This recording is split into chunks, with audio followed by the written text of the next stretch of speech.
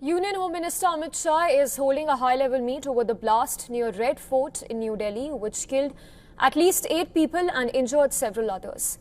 Now, the Delhi police have obtained CCTV footage which shows the suspect's I-20 car entering and exiting the car parking space.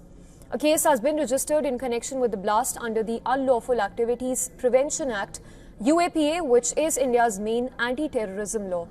According to the Delhi police sources, the footage indicates that the suspect was alone at the time.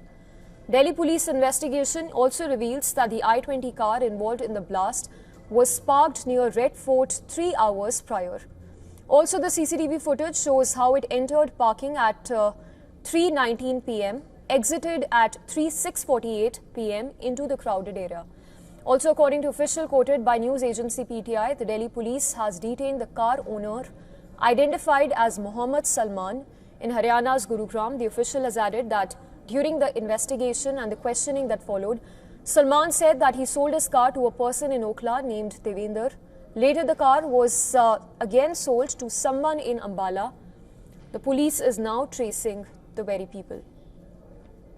Also, Delhi police sources said that searches were conducted throughout the night at hotels in Paharganj, Daryaganj and even surrounding areas, which led to the detention of 4. According to sources, 2 individuals have been picked up by security forces from South Kashmir's Pulwama for questioning as part of probe into the blast. Also, notably, the explosion came on the same day that a major interstate terror cell was busted. 2,900 kgs of explosive material was seized from Faridabad, and that is on Monday in a joint operation between Haryana police and the J&K police. And going across straight to my colleague Dharamjot, who's been on the ground getting us all those live updates. Dharamjot, talk to us about the latest that you're learning as far as the probe is concerned and also the security surveillance around you. Well, Samiksha, as you can see, I'm standing right at the location of the explosion that took place last evening at 6:52 p.m. We're just a few meters away from it. The entire area still remains barricaded and cordoned off for any access to the public and also to media personnel. Only security officials and investigating agencies have clearance to cross through these barricades. Having said that, the number of police personnel and security personnel present over here is slightly less than what we saw last night. Clearly, the first phase of investigation where evidence gathering and all of those other initial stages seem to have been completed. There is a top-level meeting that is now going to take place at 11 a.m. at Kartavya Bhavan, which will be chaired by the Union Home Minister. It will be attended by the Director of the Intelligence Bureau, Director General of the NIA, the Delhi Police Commissioner and other top officials. It's also expected that the top officials from J&K Police will also be joining the meeting virtually. So what kind of developments come from that meeting? What official statements emerge from that after the meeting concludes, once it's been held? We are waiting to hear on that front. However, there's a lot of speculation and it is advised that we do not get into it at this point. Our viewers are also advised to stick to official remarks and confirmation that's coming in from official channels alone. Investigation is still underway, which needs to be clarified. So we still don't know with respect to who exactly was in the car, Samiksha. We're seeing all the CCTV footage emerge of the Hyundai I-20 car, which was involved in the explosion that took place last evening here near Red Fort. But it remains to be seen who this particular individual is. Officials have not confirmed his identity yet. We do see a partial face, but complete recognition, official recognition of this suspect is yet to be confirmed. What we do know and what we can see from the CCTV footage is that there was just one person present in the car in the driver's seat, so he's probably a lone suspect at this point of time. But police is rounding up persons of interest and trailing back to where this car came from as it backtracks and it goes through CCTV footage through a fine-tooth comb. There are more than 100 clips that are now under investigation. So it remains to be seen where this investigation goes from here, Samiksha. Yes, Dharamjot, that's exactly what I was coming to. If you can once again talk to us about the key CCTV footage that have been accessed till now, and also those who've been detained for the investigation, the interrogation, which we understand is currently happening as we speak. Well, there was information of 4 individuals who had been detained early this morning, and that happened after an entire surveillance was carried out in this 2 to 3 kilometer radius where we're standing at right now, Samiksha. So we have access to a lot of places from here. There's the Daryaganj residential area, the Chandni Chowk market. We are clearly here at Red Fort. There's also the Seesganj Gurdwara. There are many mosques and temples also in this entire location. The Sunehri Masjid, which is located right opposite the parking from which the car had entered, remained stationed for 3 hours and then exited just a few minutes before the explosion took place here. So all of these areas have been under surveillance since late last evening. Officials are rounding up people who appear to be persons of interest, some suspects, to try and gather as much information as they can on ground, to try and corroborate it with the forensic analysis, with the CCTV footage, with traffic cam footage, and ensure that they have all details in place. One right ahead of the 11 a.m. meeting, which is about to happen in a short while from now, and also before any information is put out for the public. But as I mentioned, there's still a lot of speculation, a lot of unconfirmed information and reports coming in. However, I'd like to clarify once again that the suspect's identity, who was inside the Hyundai i20 car, has not been confirmed by investigating agencies or police.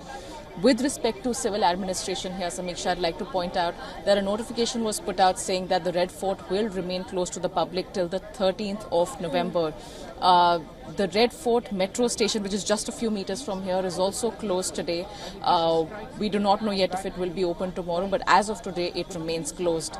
The metros will not be stopping at that particular station, but will be bypassing it. However, all other metro stations across Delhi are functioning as per normal, Samiksha. Yes, also Dharamjot, for the benefit of our viewers who are watching the broadcast, talk to us about the high alerts that have been sounded in several states. Well, we've seen since last evening, Samiksha, a lot of neighbouring states have been put on high alert. Delhi clearly was put on high alert just minutes after the explosion happened at 6:52 p.m. last evening here. Bihar was put on high alert primarily because of elections that are taking place over there today, phase 2 of the assembly elections. Haryana has been put on high alert, especially after a terror module was busted in Faridabad earlier on Monday, hours before the explosion took place here at Red Fort. However, just to clarify, no direct link has been established between the two as of now. So there is speculation, but there is no clear link established by investigation between the two instances at this point. Yes, but given the nature of the circumstances, a lot of cities and states have been put on high alert. Samiksha. Yes. Dharamjot, just last question before we let you go. There is, of course, a lot of ambiguity regarding the owner of the car. Anything you're learning from your sources with respect to the multiple owners? What is being said about this i20 car which the blast was reported? Well, we do know that the owner was interrogated last evening, Samiksha, and clearly now the police and investigating agencies are trying to establish a trail of ownership or a trail of who the car was handed over to when, because there are several people that appear to be involved in this, and there are several areas that this car has traveled through and covered in the last few days, which is why the CCTV footage, more than 100 clips as I mentioned, is being combed through right now by investigating officials to try and piece together some information to backtrack and see where exactly this car came from, when was it purchased here in and around Delhi, who was the original owner, who was it handed over to later. So there are a lot of people involved in this mix, but again, authorities are yet to confirm who the car was with finally before the explosion took place. They have spoken to the owner and tried to establish a chain of contact, but as of now, the final ownership of the car with respect to who was inside the car, that is yet to be confirmed, Samiksha. So we're not getting into any speculation and rhetoric at this point. We are still waiting for police to put out all of those details. Samiksha. Yes, stay with us, Dharamjot, and details that are just trickling in. Rapid action force that's been deployed at the spot near the Red Fort. Talk to us once again about the multiple agencies who are involved at the time being. What you see around you in terms of the security, the surveillance, the CCTV cameras being scanned, and the officials who are currently present at the location. Well, you could see just behind the barricades, Samiksha, there is rapid action force present. There are personnel of the Delhi police also present. But as I mentioned, since last evening, the security has been scaled down quite a bit. Last evening, when I was here at the location, there were NSG commandos who were present over here. There was a bomb squad that was present over here. Officials from the NIA were present at the spot. A lot of high security officials, the CISF, several security agencies were here cooperating with each other. But from last evening to now, you can see see that security has been scaled down quite a bit.